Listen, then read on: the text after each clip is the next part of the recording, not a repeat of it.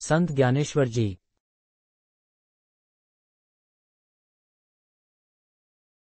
संत ज्ञानेश्वर जी महाराष्ट्र के महान संत थे। नाम के अनुसार ही वे अत्यंत ज्ञानी थे। जब उनकी आयु 15 वर्ष की थी तब उन्होंने ज्ञानेश्वरी लिखी थी।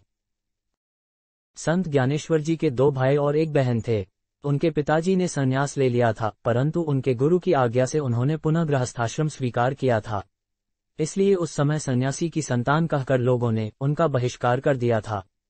संत ज्ञानेश्वर जी के पिताजी अपने बच्चों का उपनयन करना चाहते थे, परंतु उनका उपनयन संस्कार करने से पुरोहितों ने मना कर दिया तथा उन्हें देहांत का प्रायश्चित लेने को कहा। संत ज्ञानेश्वर के पिता और माता ने जल समाधि ले ली थी। अब आनंदी के पुरोहितों ने उन सभी को पैथन क्षेत्र जाकर शुद्धि पत्र लाने के लिए कहा तथा बोले कि शुद्धि पत्र लाने पर ही उनका उपनयन संस्कार हो पाएगा। संत ज्ञानेश्वर अपने भाई बहन के साथ शुद्धि पत्र लाने के लिए महाराष्ट्र के पैथन गांव पहुंचे। वहां वे एक ब्राह्मण के घर में निवास कर रहे थे। संत ज्ञानेश्वर जी जिस ब्राह्मण के घर में रहते थे उस ब्राह्मण के पिता का श्राद्ध था। संत ज्ञानेश्वर जी और उनके भाई बहन उस ब्राह्मण के घर में रहने के कारण वहां के पुरोहितों ने उस ब्राह्मण का बहिष्कार कर दिया था। कोई भी पुरोहित उस ब्राह्मण के घर श्राद्ध करने के लिए नहीं जा रहा था। गांव के पुरोहित ब्राह्मणों ने भी श्राद्ध के भोजन को आने के लिए मना कर दिया था।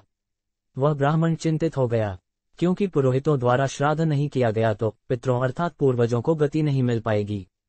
पितरों के लिए कुछ करने का केवल यही समय रहता है, परंतु श्राद्ध नहीं किया तो वे दुखी हो जाएंगे, इसकी चिंता उस ब्राह्मण को थी। यह समस्या लेकर वह ब्राह्मण ज्ञानेश्वर जी के पास गए। ब्राह्मण ने उन्हें पूरा वृतांत बताया। ब्राह्मण की समस्या सुनकर ज्ञानेश्वर जी बोले, आप चिंता न करें, मैं आपके पितरों को अर्थात पूर्वजों को ही यहाँ भोजन के लिए बुलाता हूँ। पुरोहितों ने श्राद्ध नहीं किया तो भी आपके पितर आकर भोजन करेंगे और यहाँ से तृप्त होकर लौटेंगे। आप केवल श्रद्धापूर्वक उनके लिए भोजन की सिद्धता करें। ब्राह्मण ने अत्यंत श्रद्धापूर्वक अपने पितरों के लिए भोजन की संपूर्ण सिद्धता की। ज्ञानेश्वर जी ने अपने योग सामर्थ्य से उस ब्राह्मण के सभी पितरों को बुलाया। संत ज्ञानेश्वर जी ने बुलाने पर उस ब्राह्मण के सभी पितर वहां पर आ गए और उन्होंने श्राद्ध का भोजन ग्रहण किया। पितरों ने भोजन ग्रहण करने के बाद ज्ञानेश्वर जी ने सभी पितरों की ओर देखकर कहा, स्वस्थाने वासः।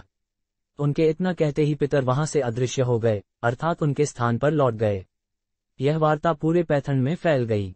सभी पुरोहितों को अपने दुर्व्यवहार पर पश्चाताप हुआ। उन्होंने संत ज्ञानेश्वर जी से क्षमा मांगी। आप साक्षात परमेश्वर का अवतार है, यह कहकर उनका सम्मान किया।